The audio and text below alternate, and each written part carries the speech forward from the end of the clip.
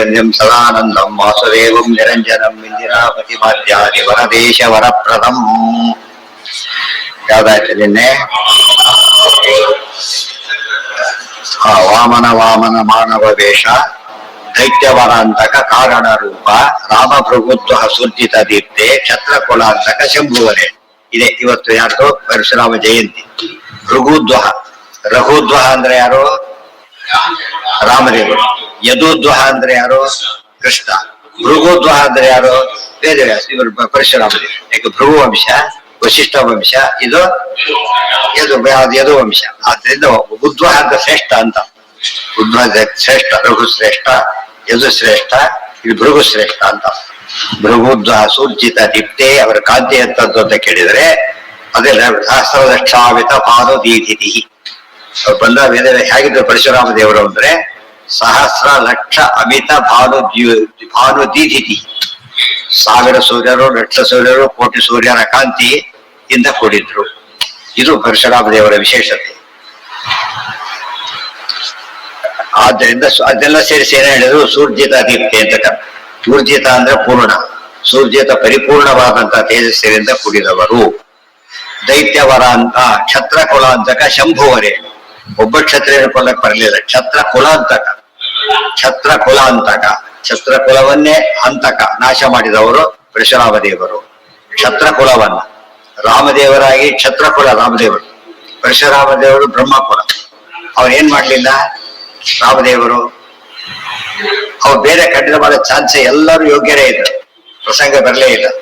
ಇಲ್ಲೇನಾಗಿತ್ತು? ಛತ್ರದ ದಾರಿ ತಪ್ಪಿದ್ರು. ಅದಕ್ಕೆ ಅವ್ರು ಏನ್ ಮಾಡಿದ್ರು? ಛತ್ರ ಕುಲವನ್ನ ನಾಶ ಮಾಡಿದ್ರು. ಕುಲಾಂತಕ ಅಂದ್ರೆ ಏನರ್ಥ? ಒಬ್ಬರು ಬಿಡ್ಲಿಲ್ಲ. ಒಬ್ಬರು ಉಳ್ಕೊಂಡ್ರೆ ಮತ್ತೆ ವಂಶ ಬೆಳೀತಿತ್ತವ್ರು, ಬೆಳೆದಂತೆ ಮಾಡಿ ರೂಟ್ ಔಟ್ ಮಾಡೋದು. ಅದು ವಿಷಯ, ಪರ್ಮನೆಂಟ್ ಕ್ಯೂರ್. ಅದು ಶಂಭು ಆ ರೀತಿ ಮಾಡಿದ ಎಫೆಕ್ಟ್ ಕೋಟಿಗಟ್ಟೆ ವರ್ಷ ಇರ್ಬೇಕು. ಆ ರೀತಿ ಮಾಡ್ತಾರೆ, ಕೋಟಿಗಟ್ಟೆ ವರ್ಷ ಇರ್ಬೇಕು. ಸೂರ್ಯ ಉದಯವಾದ್ರೆ 24 ಗಂಟೆ ಸೇಫ್, 12 ಗಂಟೆ ಸೇಫ್. ಸೂರ್ಯ ಹೋದಲ್ಲ 12 ಗಂಟೆ ಮಧ್ಯ ಸೂರ್ಯ ಹೋಗೋ ಚಾನ್ಸ್ ಇಲ್ಲ. ಲೈಟ್ ಹೋಗೋದಿಲ್ಲ, ಗ್ಯಾರಂಟಿ. ರಾತ್ರಿ ಬಂದ್ರೆ ಅದು ಗ್ಯಾರಂಟಿ. ಪರಮಾತ್ಮ ಆ ರೀತಿ ಮಾಡಿದ್ದಾನೆ. ರಾಘವ ಕುಲಾಂತಕ ಶಂಭುವರೇಣ್ಯ, ಇದು ಭಾರಿ ಇಂಪಾರ್ಟೆಂಟ್ ಪಾಯಿಂಟ್. ಯಾಕೆ ತುಂಬಾ ಜನ ತಪ್ಪು ಕೇಳಿರ್ತಾರೆ. ಪರಶುರಾಮ ದೇವರು ರುದ್ರದೇವರ ಶಿಷ್ಯರು ಅಂತ ಒಂದು ಭ್ರಮೆ ಐತಿ. ಅರ್ಥ ಆಯ್ತಾ? ಪರಶುರಾಮ ದೇವರು ಯಾರು? ಅವರು ರುದ್ರದೇವರ ಶಿಷ್ಯರು. ಉತ್ತರ ಕೊಡ್ತಾರೆ. ಶಂಭುವರೇಣ್ಯ, ಶಂಭುವಿನಿಂದ ಪೂಜಿತರು. ಪೂಜ್ಯ ದೊಡ್ಡವರು, ಪೂಜ್ಯತರ ದೊಡ್ಡವರು. ಪೂಜಕರು ದೊಡ್ಡವರು, ಪೂಜ್ಯರ ದೊಡ್ಡವರು. ಪೂಜಕರು ಪೂಜ್ಯರಲ್ಲಿ ಯಾರು ದೊಡ್ಡವರು? ಪೂಜ್ಯರು ದೊಡ್ಡವರು, ಪೂಜಕರು. ಶಂಭು ವರೇಣ್ಯ.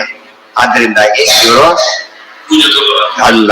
ಈ ದೃಷ್ಟಿಯಲ್ಲಿ ಶಂಭು ವರೇಣ್ಯ ರುದ್ರದೇವರು ಶ್ರೇಷ್ಠರಾದವರಾದ್ರಿಂದ ರುದ್ರದೇವರು ಇವ್ರ ಶಿಷ್ಯರೇ ಹೊರತು ಅವರಲ್ಲ. ಇನ್ನೂ ಆಶ್ಚರ್ಯ ಅಂದ್ರೆ ರುದ್ರದೇವರ ಧನಸ್ಸು ಹಿಡ್ಕೊಂಡು ಬಂದ್ರು, ಪರಶುರಾಮ ದೇವರಿಂದ ಕಲ್ತರವರು. ಆಮೇಲೆ ಅವರು ಧರ್ಮದ ಮುಂದೆ ಪ್ರಸಾರ ಮಾಡಿ ಅದು ಪಾಶುಪತ ಬಂದಾಗ. ಪಾಶುಪತ ಆಗಮ ಬೇರೆ, ಪಾಶುಪತ ಶಾಸ್ತ್ರ ಬೇರೆ. ಪಾಶುಪತ ಆಗಮ ಏನಾದ್ರು ಅಪ್ರಮಾಣ, ಪಾಶುಪತ ಅಸ್ತ್ರ ಅಪ್ರಮಾಣ ಅಲ್ಲ. ಯಾತಕ್ಕೆ? ಅರ್ಜುನ ಕೃಷ್ಣ ಕೊಡಿಸ್ತಾನೆ, ಅದು ಪ್ರಯೋಗ ಮಾಡ್ತಾನೆ. ಕೃಷ್ಣ ಅರ್ಜುನ ಪ್ರಯೋಗ ಮಾಡಿ ಗೆಲ್ತಾನೆ. ಸುಳ್ಳಲ್ಲ, ಸತ್ಯ ಅಲ್ಲ, ಪ್ರಾಮಾಣಿಕ. ಪಾಶುಪತ ಆಗಮ ಅಪ್ರಾಮಾಣಿಕ, ಪಾಶುಪತಾಸ್ತ್ರ.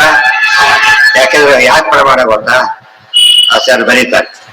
ಪಾಶುಪತ ಆಗಮ, ಪಾಶುಪತ ಶಾಸ್ತ್ರ. ಅಸ್ತ್ರ ಅಂದ್ರೆ ಏನು? ಅಸ್ತ್ರಂ ತದ್ ವಿಷ್ಣು ದೈವತ್ಯಂ ಸಾಧಿತಂ ಶಂಕರೇಣ ಯತ್. ವಿಷ್ಣುನೇ ದೇವರು, ಅದು ವಶ ಮಾಡಿಕೊಂಡು ಋಷಿಗಳಾದವರು ಯಾರು? ರುದ್ರದೇವರು. ಅದರಿಂದ ಏನಲ್ಲ, ಅದು ಅಪ್ರಮಾಣ ಅಲ್ಲ. ಸರಿ ಗೊತ್ತಿರ್ಬೇಕು. ಪಾಶುಪತ ಆಗಮಕ್ಕೂ ಪಾಶುಪತ ಅಸ್ತ್ರಕ್ಕೂ ವ್ಯತ್ಯಾಸ ಇದೆ. ಪಾಶುಪತ ಅಸ್ತ್ರ ಅತ್ಯಂತ ಗ್ರಾಹ್ಯ. ಉದಾಹರಣೆಗೆ ಅಲ್ಲ, ಪಶುಪತಿ ಅಂತ ಬಂತಲ್ಲ, ಅಂದ್ಮೇಲೆ ಪಾಶುಪತ ಆಗಮ ಅಪ್ರಮಾಣವಾಗೋದಾದ್ರೆ ಪಾಶುಪತ ಅಸ್ತ್ರ ಕೂಡ ಏನಾಗ್ಬೇಕು? ಅಪ್ರಮಾಣ ಆಗ್ಬೇಕಲ್ಲ ಅಂತ ಪ್ರಶ್ನೆ ಹಾಕೋಬೇಕಲ್ಲ, ಉತ್ತರ ಸಿಗುತ್ತೆ. ಉದಾಹರಣೆಗೆ ಹೇಳಿದ ಅಪ್ರಮಾಣ, ಶುಕರೂಪದಿಂದ ಹೇಳಿದ ಅಪ್ರಮಾಣ ಅಲ್ಲ. ಶುಕರು ಭಾಗವತ ಹೇಳಿದ ಪ್ರಮಾಣ. ಪಾಶುಪತಕ್ಕೆ ಅವರೇ ಉತ್ತರ ಕೊಟ್ಟಾಗಾಯ್ತು. ಪಾಶುಪತವನ್ನು ಪ್ರಸಾರ ಮಾಡಿದ ಅವರೇನೆ ಭಾಗವತ ಪ್ರಸಾರ ಮಾಡಿದ್ರಿಂದ ನಮ್ಮ ಪೂರ್ವ ಪಕ್ಷ ತೆಗೆದಾಕ್ಬಿಟ್ಟಾಗಾಯ್ತು. ಗೊತ್ತಾಯ್ತಾ? ಆದ್ರಿಂದ ನಲಿಫೈ ಮಾಡಿದ್ರು, ನಲಿಫೈ ಮಾಡ್ಲಿಲ್ಲ. ಅದು ಇದು ಶಾಶ್ವತ ಉಳ್ಕೊಂಡ್ಬಿಡ್ತು. ಆದ್ರಿಂದ ಇದು ಪ್ರಮಾಣ.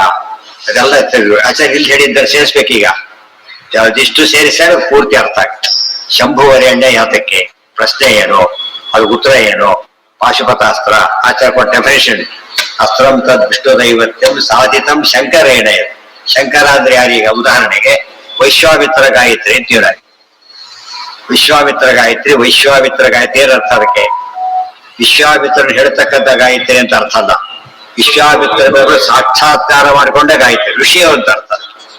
ಆದ್ರೆ ನಾರಾಯಣ ದೇವತೆ ಅಂತ ಋಷಿ ದೇವತೆ ಯಾರು ಅದಕ್ಕೆ?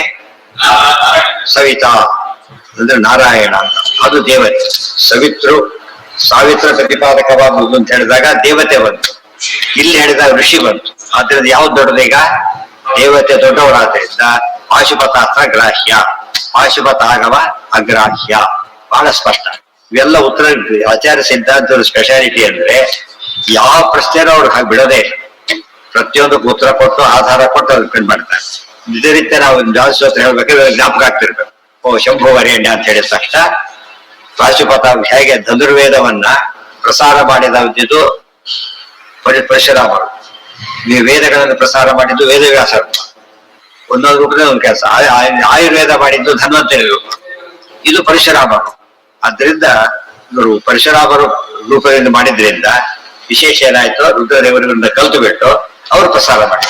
ಬಟ್ ಅವ್ರು ಬಿಚ್ಚ ಪ್ರಸಾರ ಆಗ್ಲಿಲ್ಲ, ಸರಿಯಾದ ಪ್ರಸಾರನೇ ಆಯ್ತು.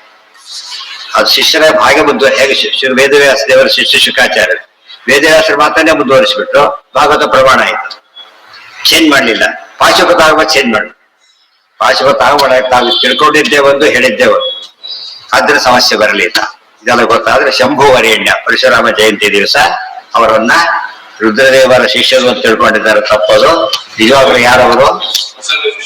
ಇದೆಲ್ಲ ನಡೆದು ಇನ್ನೂ ಪ್ರಶ್ನೆ ಬಂದ್ರೆ ರಾಮಾಯಣದಲ್ಲಿ ಬರುತ್ತೆ.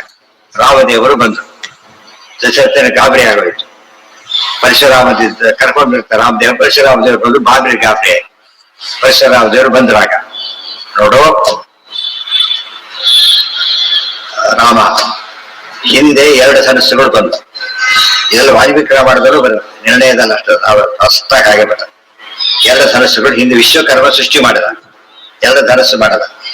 ಒಂದು ಧನಸ್ಸು ಕೆಲವೆಲ್ಲ 100 ಮಾಡೋದಿಲ್ಲ, ಆರ್ಡರ್ ಕೊಟ್ಟರೆ ಒಂದೇ ಮಾಡ್ತಾರಲ್ಲ ಹಾಗೆ 2 ಧನಸ್ಸು ಮಾಡೋದು. ಒಂದು ಧನಸ್ಸು ಪಿನಾಕ, ಇನ್ನೊಂದು ಧನಸ್ಸು ಶಾರ್ಗ. ಆ ಪಿನಾಕಕ್ಕಿಂತ ಶಾರ್ಗ ವೇಟ್ ಅಲ್ಲಿ ಎಷ್ಟು ಜಾಸ್ತಿ ಇತ್ತು ಅಂದ್ರೆ ಕೋಟಿ ಗುಣ. ನಮಗೆ ಅದು ಅರ್ಥ ಆಗೋದು ಕಷ್ಟ. ಹೇಗೆ ಅರ್ಥ ಆಗುತ್ತೆ ಹೇಳಿ? ಒಂದು ಇದಿದೆ, ಹಾಲೋ ಕಂಬ ಇದೆ, ಹಾಲೋ ಕಂಬ ಇದೆ, ಫುಲ್ ಸಾಲಿಡ್ ಕಂಬ ಇದೆ. ವೇಟ್ ಯಾವ್ದು ಜಾಸ್ತಿ ಇರುತ್ತೆ? ಸಾಲಿಡ್. ಸ್ವಾಭಾವಿಕ ಗೊತ್ತಾಯ್ತು. ನೋಡೋ ಸೈಜ್ ಒಂದೇ ಕಾಣಿಸುತ್ತೆ, ವ್ಯಾಲ್ಯೂ ಪೂರ್ತಿ ಚೇಂಜ್ ಆಗುತ್ತೆ ವೇಟ್ ಇಂದಾಗಿ. ಆ ರೀತಿಯಲ್ಲಿ ಸೃಷ್ಟಿ ಮಾಡಿದ. ದೇವತೆಗಳು ಪ್ರಾರ್ಥನೆ ಮಾಡಿದ್ರು. ಮೊದಲೇ ಹೇಳಿದ್ದೇನೆ, ವಾಲ್ಮೀಕಿ ಸ್ಪಷ್ಟವಾಗಿ ಹೇಗೆ ಬರುತ್ತೆ, ಆಚಾರ ಸಂಗ್ರಹಣ ಹಾಗೆ ಮಾಡಿದ್ದಾರೆ. ಮೂಲ ರಾಮಾಯಣ ಆಚಾರ್ಯ ಬರೆಯೋದು ಇದ್ರಲ್ಲ, ಮೂಲ ರಾಮಾಯಣ ಬರೀತಾರೆ. ಏನಾಯ್ತು ನೋಡು, ರಾಮ ಹೀಗಾಗಿದೆ. ಆಗ ದೇವತೆಗಳು ಇಬ್ಬರಿಗೆ ಬಂದು ಕೇಳ್ಕೊಂಡ್ರು, ಇಬ್ಬರನ್ನ, ಶಿವ ಹರಿಹರನ್ನ ಕೇಳ್ಕೊಂಡು, ಇಬ್ರು ಯುದ್ಧ ಮಾಡ್ಬೇಕು ನೀವೀಗ. ಲೋಕಶ್ಚ ನಿರ್ಣಯ ಅಂತ ಬರುತ್ತೆ. ನಮಗೆ ಗೊತ್ತಿದೆ ಯಾರು ದೊಡ್ಡವರು ಅಂತ ಹೇಳಿ, ಜಗತ್ತಿಗೆ ಗೊತ್ತಾಗಬೇಕು. ಒಂದು ಎಕ್ಸ್ಪೆರಿಮೆಂಟ್ ಮಾಡ್ಬೇಕು, ಜಗತ್ತ ತೋರಿಸ್ಬೇಕು. ಇಬ್ರು ಕೂಡ ನೀವು ಯುದ್ಧ ಮಾಡ್ಬೇಕು ತಗೊಂಡು. ಅಷ್ಟ ವಿಷ್ಣು ಯಾವತ್ತು ತಗೊಂಡಿದ್ದು? ಶಾರ್ಗಧರ. ಇವ್ರು ಯಾವತ್ತು ತಗೊಂಡ್ರು? ವಿರಾಟ್. ಯುದ್ಧಕ್ಕೆ ನಿಂತ್ಕೋಬೇಕೀಗ. ನಿಂತ್ಕೊಂಡಷ್ಟು ಏನಾಯ್ತು, ಯುದ್ಧಕ್ಕೆ ನಿಂತಾಗ ಅವರು ಅಲಗಾಡ್ಲಕ್ಕೂ ಆಗದೇನೆ ಸ್ಥಾನ ಹಾಗೆ ನಿಂತು ಸ್ತಬ್ಧರಾಗಿಬಿಟ್ಟು. ಜನ ಏನ್ ತೀರ್ಮಾನ ಮಾಡಿದ್ರಾಗ, ಬಾಣ ಹೂಡಿ ಬಿಡೋದು ಪ್ರಶ್ನೆನೇ ಇಲ್ಲ, ಹಾಗೆ ನಿಂತು ಬಿಟ್ಟು. ಆಗ ಇವ್ರು ದೊಡ್ಡವರು, ಆದ್ರಿಂದ ಪಿನಾಕ್ಕಿಂತ ಇವ್ರು ಶಾರ್ಗ ದೊಡ್ಡದು, ಹರಣಿಗಿಂತ ಹರಿ ದೊಡ್ಡವರು ಅಂತ ಪ್ರೂವ್ ಮಾಡಿ. ಆ ಧನಸ್ಸು ನನ್ನ ಹತ್ರ ಇದೆ. ಈಗ ಆ ಧನಸ್ಸು ನನ್ನ ಹತ್ರ ಇದೆ, ನಾನು ಹಿಡ್ಕೊಂಡ್ ಬಂದಿದ್ದೇನೆ. ನೀನು ಈ ಶಿವಧನಸ್ಸನ್ನು ಮುರಿದಾಕಿದ್ದಿ, ಶಿವಧನಸ್ಸು ಮುರಿದಾಕಿದ್ದಿ. ಈಗ ಈ ಧನಸ್ಸು ಏನ್ ಮಾಡ್ತೀವೋ ಮಾಡಿ, ಇದನ್ನ ಹಿಡಿಬೇಕಷ್ಟೇ. ನೀನು ಹಿಡ್ಕೊಂಡ್ಬಿಟ್ರೆ ನೀನು ನಾರಾಯಣ. ಒಂದು ಡೌಟ್ ಬಂತೀಗ, ಶಿವಧನಸ್ಸು ಮುರಿದಿದ್ರಿಂದ, ಶಿವೋತ್ತಮತ್ವ ಬಂದಿದ್ರಿಂದ ವಿಷ್ಣು ಆಗಿದ್ದಾನೆ ಅಂತ ಗೊತ್ತಾಯ್ತು. ಅದು ಕನ್ಫರ್ಮ್ ಆಗುವ ಏನ್ ಮಾಡ್ಬೇಕೀಗ? ವಿಷ್ಣು ಧನಸ್ಸು ಎತ್ತಬೇಕು. ವಿಷ್ಣು ಧನಸ್ಸು ತನ್ನ ಕೈಲಿದೆ. ಇದನ್ನ ನೀನ್ ಎತ್ತಿದ್ರೆ, ಕಟ್ಟಿದ್ರೆ ನೀನ್ ವಿಷ್ಣು ಅಂತ ಪ್ರೂವ್ ಆಗುತ್ತೆ. ಪರೋಸ್ಯ ನಾರಾಯಣ ಏವ ನಾನ್ಯಥ. ಪರಮಾತ್ಮ ಹಿಡ್ಕೊಂಡ್ಬಿಟ್ಟು ಪರಿಸರ ಸೋತರು ಅಂತ ತಿಳ್ಕೊಂಡ್ಬಿಟ್ಟ. ತಮಾಷೆ ಅಂದ್ರೆ ಅದ್ ಹಿಡ್ಕೊಂಡು ಉಪಯೋಗಿಸಿದ್ರೆ ವಿಷ್ಣು ಅಂತ ಪ್ರೂವ್ ಆಗುತ್ತೆ ಅಂದ್ಮೇಲೆ ಉಪಯೋಗಿಸಿ ಆಗಿದೆ ಪರಶುರಾಮ. ಹಿಡ್ಕೊಂಡ್ರೆ ನೀನು ವಿಷ್ಣು ಅಂತ ಪ್ರೂವ್ ಆಗುತ್ತೆ ಅಂತ ಹೇಳುದು. ನೀನು ವಿಷ್ಣು ಅಲ್ಲ, ನೀನೂ ವಿಷ್ಣು ಅಂತ ಪ್ರೂವ್ ಆಗತ್ತೆ. ನಾನು ವಿಷ್ಣು ಅಂತ ಪ್ರೂವ್ ಆಗಿದೆ. ಈಗ ನೀನೂ ವಿಷ್ಣು ಅಂತ ಪ್ರೂವ್ ಆಗುತ್ತೆ. ಕಥೆಯಲ್ಲೇ ಉತ್ತರ ಇದೆ. ಅದನ್ನ ಕನ್ಸಿಡರ್ ಮಾಡ್ಕೊಂಡ್ಬಿಟ್ಟು ಏನೇನೋ ಕಥೆ ಕಟ್ಟಿಬಿಟ್ಟು ಇದು ಮಾಡ್ತಾರೆ. ಅದೇ ಅಲ್ಲೇ ನೋಡ್ಬೇಕು, ಅರ್ಥ ಆಗಲ್ಲ ಅಲ್ಲಿ. ನನ್ ಪ್ರಶ್ನೆ ಉತ್ತರ ಗೊತ್ತು, ಪ್ರಶ್ನೆ ಕೇಳ್ತೀನಿ, ಉತ್ತರ ಕೊಟ್ಟರೆ ಜಾಡ ಅಂದ್ರೆ ಉತ್ತರ ಗೊತ್ತಿದ್ದೀವಿ ದಾಟ ಆಗ್ತಾರೆ. ಹಾಗಿದ್ರೆ ಹೇಳಿದವರು ಉತ್ತರ ನನಗೆ ಗೊತ್ತಿಲ್ಲ ಉತ್ತರ ಅದು ಬೇರೆ. ನನಗೆ ಗೊತ್ತಿಲ್ಲ ಪ್ರಶ್ನೆ ಉತ್ತರ ಕೊಟ್ಟರೆ ಅವ್ರು ಗುರು ಶಿಷ್ಯ ಆಗಿಬಿಡ್ತಾರೆ. ನನಗೆ ಗೊತ್ತಿದೆ, ಪರೀಕ್ಷೆ ಮಾಡ್ತಿದ್ದೀನಿ, ಗೊತ್ತಾಯ್ದಿನಗೆ ಇಲ್ಲ ನಾನು ಹೇಳ್ತೀನಿ ಆಮೇಲೆ, ಇಲ್ಲ ಒಪ್ಕೊಂಡ್ಬಿಡಲ್ಲ ಅಂತೇಳಿ, ಇಲ್ಲ ನಾರಾಯಣ ಇದನ್ನ ಹೇಳಿದಾಗ ರಾಮ ಹೇಳ್ಕೊಂಡ್ಬಿಡ್ತಾನೆ ಹೋದ. ಅದನ್ನ ಪರಶುರಾಮ ರಾಮನಲ್ಲಿ ಏನಿಲ್ಲ ಅಂತ ಆಯ್ತು. ಈಗ ಇಬ್ಬರಲ್ಲಿ ಯಾವ ಭೇದವೂ ಇಲ್ಲ. ಅಲ್ಲಿ ಅತುಲ ಸಂಹಾರ ಮಾಡಬೇಕಾಗಿತ್ತ ಮಾಡಿದ ಹೊರತು ವಸ್ತುತೇನು ಭೇದ ಇಲ್ಲ. ಇದೆಲ್ಲ ತಿಳ್ಕೊಂಡಾಗ ಶಂಭುವರೇಣ್ಯ ಇಷ್ಟ ಅನುಸಂಧಾನಕ್ಕೆ ಬಂದ್ರೆ ರಾಜಸ್ತೋತ್ರದ ಕಾಲಕ್ಕೆ ಆಗ ಭಕ್ತಿಯಿಂದ ಹೇಳೋದಕ್ಕೆ ಬರುತ್ತೆ. ಯಾರೋ ಶಂಭು ಯಾರೋ ವರೇಣ್ಯ ತಗೊಂಡಾಗ ಮಾಡೋದ್ರೆ ಉಪಯೋಗ ಇಲ್ಲ. ಅದೇ ಧನಸ್ಸು, ಅದು ಸಾಂಶ. ಒಂದರಸು ರಾಮದೇವರ ಹತ್ರ ಇದ್ದೇ ಇದೆ. ಪರಶುರಾಮದೇವರು ಕೊಟ್ಟಿದ್ದ ರಾಮದೇವರ ಹತ್ರ ಇದೆ. ಇನ್ನೊಂದು 3 ರೂಪದಲ್ಲಿ ಯಾವಾಗಲೂ ಇದೆ. ಪರಮಾತ್ಮ ಹೇಗ ಸಾಂಶನ ಹಾಗೆ ಆತರ ಧನಸ್ಸು ಬರಗಾದವು ಕೂಡ ಏನವು ಚಕ್ರನು ಸಾಂಶ, ಗದ ಇವೆಲ್ಲವೂ ಸಾಂಶ ಪದಾರ್ಥ. ಆದ್ರಿಂದ ಅವ್ರು ಕೊಟ್ಟಿದ್ದು ಹೌದು, ಅದಲ್ಲ ಅಲ್ಲ. ಗರುಡ ಹಾಕಿದ ಕಿರೀಟನು ದೇವರಿಗಿರೋ ಕಿರೀಟ ಒಂದೇ. ಅಷ್ಟೊಂದು ಕಿರೀಟ ಎಲ್ಲ ಕೂತಿದ್ದ ತಿಳ್ಕೊಬಾರ್ದು. ದೇವರಿಗೆ ಕಿರೀಟ ಯಾವಾಗ ಇದ್ದೇ ಇರ್ತದೆ, ಸಾಂಶ ಅಷ್ಟೇ. ಅದ್ರ ಸಮಯ ಅದ್ರದ್ದೇ ಒಂದು ಇನ್ನೊಂದು ಅಂಶ ಅಷ್ಟೇ ಹೊರತು ಬೇರೆ. ಅದು ಯಾವ್ದು ಕೊಟ್ಟರು ನಾವು ಅವತಾರವಾಗಿ ಪ್ರಾರ್ಥನೆ ಮಾಡಿದ್ದೇವೆ. ಒಂದು ನಾವು ಕಾಣಿಕೆ ಕೊಡ್ತೇವೆ, ಬಿಲ್ಲು ತುಂಬ ಸ್ವೀಕಾರ ಮಾಡೋದು. ಶಂಭು ವರೇಣ್ಯ, ಶಂಭುವಿಗಿಂತ ಇನ್ನೊಂದು ಅರ್ಥ ತಗೊಂಡ್ರೆ ಶಂಭು ವರೇಣ್ಯ ಅಸ್ಮಾತ್. ಶಂಭುವಿಗೆ ಯಾತಕ್ಕೆ ಗೌರವ ಬಂತು, ಇವರು ಶಿಷ್ಯರಾಗಿದ್ದ ಗೌರವ ಬಂತು. ಶಂಭು ವರೇಣ್ಯ ಅಂತ ಮಾಡಬಾರ್ದು. ಇದು ಡೈರೆಕ್ಟ್ ಇದಲ್ಲೇ ಬಂತು, ತತ್ಪುರುಷದಲ್ಲೇ ಬಂದು. ಇಲ್ಲೇನ್ ಬರುತ್ತೆ ಈಗ, ಶಂಭು ವರೇಣ್ಯ, ಇವರಿಗಿಂತ ವರೇಣ್ಯ ಅಲ್ಲ, ಉಳಿದ ವರೇಣ್ಯರಾಗಿ ಇವರು ಶಿಷ್ಯನಾಗಿದ್ದ ಮಹತ್ವ ಬಂತು. ಸರಿ ಹೋಗುತ್ತೆ, ಏನು ಸಮಸ್ಯೆ ಇಲ್ಲ. ಎರಡನ್ನು ತಪ್ಪುರುಷ ಮಾಡ್ಕೊಂಡ್ರೆ ತಪ್ಪಾಗತ್ತೆ, ಗೊತ್ತಾಯ್ತಾ? ಅದೊಬ್ಬ 2 ಮಾತಾಡ್ಬಿಡುತ್ತೆ. 2 ಮಾತ ಒಂದೇ ಮಾತಾಡಿ ಬೇರೆ ರೀತಿ ಹೇಳಿದ್ದಷ್ಟೇ. ರಾಘವ ರಾಘವ ರಾಕ್ಷಸ ಶತ್ರು ಮಾರುತಿ ವಲ್ಲಭ ಜಾನಕಿ ಕಾಂತ ದೇವಕಿ ನಂದನ ಸುಂದರ ರೂಪ ರುಕ್ಮಿಣಿ ವಲ್ಲಭ ಪಾಂಡವ ಬಂಧು. ಇಷ್ಟೆಲ್ಲ ಮಾಡಿದ್ರು ಕೂಡ ಆಯ್ತು, ಪರಶುರಾಮರು ಸೋತರು, ಗೊತ್ತಾಯ್ತಾ? ರಾಮದೇವ್ರಿಗೆ ಗೆದ್ರು ಅಂತ ಇಟ್ಕೊಂಡ್ಬಿಡ್ತು. ಇದು ವಿಷ್ಣು ಏನಾಯ್ತು ಇದರಿಂದ? 2 ಏನದು ಆತಂದ ರೂಪ. ಈಗ ಹೊಡ್ಕೊಂಡ ಹೊಡ್ಕೊಂಡ್ಬಿಟ್ಟು ಅದು ಗೆದ್ದು ಬಿಟ್ಟ, ಈ ಕೈ ಗೆದ್ದು ಬಿಡ್ತು ಅಂತ ಹೇಳ್ತಾರೆ. ಅದು ಅಲ್ಲೇ ಅಲ್ಲ, ಯಾರಿಗೋ ಸೋತಿದ್ದಲ್ಲ ಅದು, ತನಗೇನೆ ತನಗೆ ಹೊಡೆದು ಸೋಲಾಗತ್ತ ಅದು? ಏನಲ್ಲ. ಆ ದೃಷ್ಟಿಯಲ್ಲಿ ಕಾಮನ್ ಸೆನ್ಸ್ಗೂ ಸೋಲಲ್ಲ, ಶಾಸ್ತ್ರ ದೃಷ್ಟಿ ಅಂತ ಫುಲ್ ಕ್ಲಾರಿಟಿ ಇದೆ, ಸಮಸ್ಯೆನೇ ಇಲ್ಲ. ಪಾಂಡವ ಬಂಧು ದೇವಕಿ ನಂದನ ಸುಂದರ ರೂಪ ರುಕ್ಮಿಣಿ ವಲ್ಲಭ ಪಾಂಡವ ಬಂಧು. ಹಿಂದೆ ರಾಘವ ರಾಘವ ರಾಕ್ಷಸ ಶತ್ರು ಮಾರುತಿ ವಲ್ಲಭ ಜಾನಕಿ ಕಾಂತ. ರಾಘವ ರಾಘವ ರಾಕ್ಷಸ ಶತ್ರು. ಹೇ ರಾಘವ, ಹೇ ರಾಘವ, ರಾಘವರಲ್ಲಿ ರಾಘವ ಬಿಡಿಸ್ಕೊಂಡಾಗ ರಿಪೀಟೆಡ್ ಆಗ್ಲಿಲ್ಲ. ರಘುವಂಶ ಎಲ್ಲರಲ್ಲೂ ಕೂಡ ನೀನು ನಿಜವಾದ ರಾಘವ ಅಂದ್ರೆ ಹೆಸರು, ಇಡೀ ವಂಶಕ್ಕೆ ಕೀರ್ತಿ ಕೊಟ್ಟ ಹೆಸರು. ರಘುದ್ವ ಅಂತ ಅರ್ಥ. ರಘುದ್ವ ಅಂತ ರಾಘವ ರಾಘವ ಅಂತ ಶತ್ರು ಮಾರುತಿ ವಲ್ಲಭ ಜಾನಕಿ ಕಾಂತ. ರಾಕ್ಷಸ ಶತ್ರು, ಇದು ಒಳ್ಳೆ ಪಾಯಿಂಟ್ ಇದೆ. ಮತ್ತೆ ರಾಕ್ಷಸ ಹೋದ್ರೆ ಯಾರೀಗ? ಯಾರು? ರಾವಣ ಕುಂಭಕರ್ಣರು. ಅವ್ರು ಏನೆಲ್ಲ ಬ್ರಾಹ್ಮಣರಲ್ಲ. ಆದ್ರಿಂದ ರಾಮದೇವ್ರು ಏನ್ ಬಂದಿಲ್ಲ, ದೋಷ ಯಾರು ಬರೋದಿಲ್ಲ, ಬಿಟ್ಬಿಡಿ. ಕಾಮನ್ ಸೆನ್ಸ್ ಬರಲ್ಲ. ಆಚಾರ್ಯ ಪ್ರತಿ ಸತ್ಯ ಗರುಡಾಕ್ಷ ಬಗ್ಗೆ ಹೇಳ್ಬೇಕಾದ್ರೆ, ರಾವಣ ಕುಂಭಕರ್ಣರ ಬಗ್ಗೆ ಹೇಳ್ಬೇಕಾದ್ರೆ ರಕ್ಷ ಅಂತ ಪ್ರತಿ ಸತ್ಯ ಹೇಳ್ತಾರೆ, ಎಲ್ಲೂ ಬಿಡೋದಿಲ್ಲ. ಅದು ಬ್ರಹ್ಮಹತ್ಯೆ ಬರೋ ದೋಷ ಪ್ರಶ್ನೆ. ಆಚಾರ್ಯ ಉತ್ತರ ಕೊಡ್ಲಕ್ಕೆ ಯಾಕೆ ಹೋಗ್ಲಿಲ್ಲ ಅಂದ್ರೆ ಅಲ್ಲೇ ಇಲ್ಲ ಅವರು ಅಷ್ಟು, ಅದ್ರಿಂದ ಸಮಸ್ಯೆ ಬರಲಿಲ್ಲ. ಅದಕ್ಕೆ ಅವ್ರೇನ್ ಮಾಡಿ ಜನ ತಿಳ್ಕೊಂಡ್ರು, ವಿಶ್ರವಸ್ ಬ್ರಾಹ್ಮಣ, ಅವ್ರ ಮಗ ಆಗಿದ್ದಕ್ಕೆ ಬ್ರಾಹ್ಮಣ ಅಂತ ತಿಳ್ಕೊಂಡ್ರು. ಅಲ್ಲ, ತಾಯಿ ಜಾತಿ, ತಂದೆ ಜಾತಿ ಬರೋದಿಲ್ಲ, ತಾಯಿ ಜಾತಿ ಬರೋದು. ಅದ್ರಿಂದ ಏನಾಗಿದ್ದಲ್ಲಿ ಶಿವರಾಜನಿಗೆ ವಸುದೇವ ಕ್ಷತ್ರಿಯ, ನಂದಗೋಪ ಕ್ಷತ್ರಿಯ ಅಲ್ಲ. ಯಾಕೆ? ತಾಯಿ ಬೇರೆ.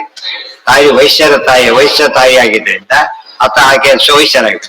ತಾಯಿ ಜಾತಿ ಅಂತ ಸ್ಪಷ್ಟ ಶಾಸ್ತ್ರದಲ್ಲಿ. ಈ ದೃಷ್ಟಿಯಲ್ಲಿ ರಾಕ್ಷಸ ಶತ್ರು ಮಾರುತಿ ವಲ್ಲ, ರಾವಣ ಶತ್ರು ಅಂತ ಹೇಳ್ಬೋದಾಗಿತ್ತು. ಯಾರೊಂದು ಪ್ರಶ್ನೆ ಬರೋದು, ರಾಕ್ಷಸ ಆದ್ಮೇಲೆ ರಾವಣ ಅಂತ ಎಲ್ರಿಗೂ ಗೊತ್ತಿದೆ, ರಾವಣ ರಾಕ್ಷಸ. ಮಾರುತಿ ವಲ್ಲಭ ಜಾನಕಿ ಕಾಂತ, ಮನುಷ್ಯ ಕಂಡ ಕಾಣಿಸ್ತಿದ್ದ. ಯಾಕೆ ಗೊತ್ತಾ? ಕಾಮರೂಪ. ಕಾಮರೂಪ ಅಂದ್ರೆ ಇಷ್ಟಪಟ್ಟು ಹೋಗೋ ತಗೋತಿದ್ದ. ಆ ವರ ಇತ್ತು, ಬ್ರಹ್ಮದೇವರಿಂದ ವರ ಇತ್ತು, ಅದಕ್ಕೋಸ್ಕರ ಕಾಣಿಸ್ತಿದ್ದೇನೆ ಅಷ್ಟೇ. ಈ ಪ್ಲಾಸ್ಟಿಕ್ ಸರ್ಜರಿ ಮಾಡಿಸಿ ಹೊಟ್ರೆ ಗೊತ್ತಾಗೋದಿಲ್ಲವಲ್ಲ, ಹಾಗೆ ಇದು ಕಾಮರೂಪತ್ವ ಅಷ್ಟೇ. ಇವತ್ತಿನ ಕಾಮರೂಪತ್ವ ಆ ರೀತಿ. ಯಾರೋ ಆಕಾರವನ್ನು ಬಡಿಸ್ಕೊಂಡ್ಬಿಡ್ತಾರೆ ಕೆಲಸಲ, ಡೂಪ್ಲಿಕೇಟ್ ತಗೊಂಡ್ಬಿಟ್ಟು ಅವ್ರನ್ನ ತಾವ್ ಕಳ್ತಾರ, ಅವ್ರು ಸಿಕ್ಸ್ ಹಾಕ್ತಾರೆ. ರಾಷ್ಟ್ರ ಮಾರುತಿ ವಲ್ಲಭ ಜಾನಕಿ ಕಾಂತ. ಮಾರುತಿ ವಲ್ಲಭ ಅದಕ್ಕೂ ಭಾರಿ ಅರ್ಥ ಇದೆ ಮತ್ತೆ. ಮಾರುತಿಗೆ ವಲ್ಲಭ, ಮಾರುತಿಯ ಸ್ವಾಮಿ ಸಾಮಾನ್ಯ ಅರ್ಥ. ಮಾರುತಿ ವಲ್ಲಭ ಅಂದ್ರೆ ಏನು? ರಾಕ್ಷಸ ಶತ್ರು. ಹಾಗೆ ರಾಕ್ಷಸ ಶತ್ರು, ರಾಕ್ಷಸವಿಗೆ ಶತ್ರುವಾಗಿ ಬಂದವರು, ರಾಕ್ಷಸರಿಗೆ ಶತ್ರುವಾಗಿ ಬಂದವರು ಅಂದ್ರೆ ಸಂಹಾರ ಮಾಡಕ್ಕೆ ಬಂದವರು. ಮಾರುತಿ ವಲ್ಲಭ, ಮಾರುತಿ ವಲ್ಲಭ, ಮಾರುತಿಗೆ ಸ್ವಾಮಿ ಸುಲಭ. ಅದು ಇನ್ನೊಂದು ಅರ್ಥ, ಮಾರುತಿ ವಧ್ವಿಹಿ ಲಭ್ಯತೆ ಇತಿ ಮಾರುತಿ ವಲ್ಲಭ. ಯಾರು ಹನುಮಂತನ ಫಾಲೋ ಮಾಡಿರ್ತಾರೆ ಬೇರೆಯವ್ರಿಗೆ ಸಿಗೋದಿಲ್ಲ, ಅದಕ್ಕೆ ಮಾರುತಿ ವಲ್ಲಭ. ದುಡ್ಡಿದ್ದವರಿಗೆ ಸಿಗೋ ಕೊಡಕ್ ಬರ್ತಾರೆ. ಹಾಗೆ ಅದು ಸುಮ್ಮನೆ ಇಂಟರ್ಪ್ರಿಟೇಷನ್ ಅಲ್ಲ. ಸುಗ್ರೀವ ಹನುಮಂತ ಹಿಡಿದಿದ್ದಕ್ಕೆ ರಾವಣಿ ಪ್ರಿಯ ಆದ, ಸೊ ಮಾರುತಿ ವಲ್ಲಭ. ವಿಭೀಷಣ ಹನುಮಂತ ಹಿಡಿದ, ಹನುಮಂತ ಅಕ್ಸೆಪ್ಟ್ ಮಾಡಿದ್ದಕ್ಕೆ ಅಕ್ಸೆಪ್ಟ್ ಮಾಡಿ ಮಾರುತಿ ವಲ್ಲಭ. ಆದ್ರಿಂದ ದೇವ್ರ ಸಿಗ್ಬೇಕಾದ್ರೆ ಏನಂತ ಆಗ್ಬೇಕೀಗ? ಮಾರುತಿಯ ಮೂಲಕ ಹೋಗ್ಬೇಕು. ಉಪನಿಷತ್ವರಿಗೆ ಸಯೇನಾನ್ ಬ್ರಹ್ಮಗಮಯ, ದೇವ್ರ ಹತ್ರ ಕರ್ಕೊಂಡು ಹೋಗೋದು ಯಾರು ಅಂದ್ರೆ ವಾಯುದೇವರೇ. ಈಗ ಎಲ್ಲ ಬ್ಯಾಚ್ ಆಗ್ತಾ ಹೋಗುದು, ಅರ್ಥ ಬರ್ಬೇಕು. ಆ ರೀತಿ ಅನುಸಂಧಾನ ಪರವಾಗಿ ಆಚಾರ ಚಿತ್ರಿಸ್ತಾರೆ. ಇದು ಭಾರಿ ಭಾರಿ ದೊಡ್ಡದು. ನೋಡಿದ್ರೆ ಏನು ಅನ್ಸೋದೇ ಇಲ್ಲ. ಇಷ್ಟು ಚಿನ್ನ ಕೊಟ್ಬಿಟ್ಟು ಏನಿದು ಚಿನ್ನ ಗೊತ್ತಿಲ್ಲದೆ ಇದ್ದವನಿಗೆ ಏನಿದು, ಏನು ಆಕಾರ ಮಾಡಿ ಹಾಕೊಳ್ಳೋ ಬರಲ್ಲ, ಮುಗ್ದಿರಲ್ಲ, ತಲೆ ಇಟ್ಕೊಳ್ಳೋ ಬರಲ್ಲ, ಯೂಸ್ಲೆಸ್ ಅಂತ ಬಿಸಾಕಿದ್ರೆ ಹಾಗೆ ಹಾಗೆ ಏನ್ ಬೇಕಾದ್ರೂ ಮಾಡ್ಬೋದು ಅದ್ರೊಳಗೆ. ಅಷ್ಟು ಚಿನ್ನದೊಳಗೆ ಏನ್ ಮಾಡ್ಬೋದು ಅವನು? ಇಷ್ಟಪಟ್ಟ ಆಭರಣ ಮಾಡೋದು, ಇಷ್ಟಪಟ್ಟ ಅರ್ಥ ಹೇಳ್ಬೋದು. ಆಭರಣ ಅಂತ ಹೇಳಿ ಅಲಂಕಾರ ಅಂದ್ರೆ ಯಾವ ಅರ್ಥ ಹೇಳಿದ್ರೆ ಹೇಗಿರುತ್ತದ? ಶೋಭೆ ಇರುತ್ತೆ ಹೊರತು ಕೆಟ್ಟ ಅರ್ಥ ಬರೋದೇ ಇಲ್ಲ. ಆ ರೀತಿ ಮಾಡಿದ್ದ. ಮಾರುತಿ ವಲ್ಲಭ ಜಾನಕಿ ಕಾಂತ, ದೇವಕಿ ನಂದನ ಸುಂದರ ರೂಪ, ರುಕ್ಮಿಣಿ ವಲ್ಲಭ ಪಾಂಡವ. ಆಯ್ತು, ರಾಮದೇವ್ರದಾಯ್ತು, ಪರಶುರಾಮ ದೇವ್ರದ್ದು ಆಯ್ತು, ಇಬ್ಬರು ಮೀಟಿಂಗು ಆಯ್ತು. ಆದ್ರಿಂದ ಇವತ್ತಿಗೆ ಅದು ಸಾಕು. ನಾಳೆ ಕೃಷ್ಣಾವತಾರ, ಅದು ಭಾರಿ ಹೇಳ್ತಾರೆ. ಕೃಷ್ಣಾವತಾರ ವಿಶೇಷ ವರ್ಣನೆ ಮಾಡ್ತಾರೆ, ಕಾರಣ ಹೇಳಿದೆ.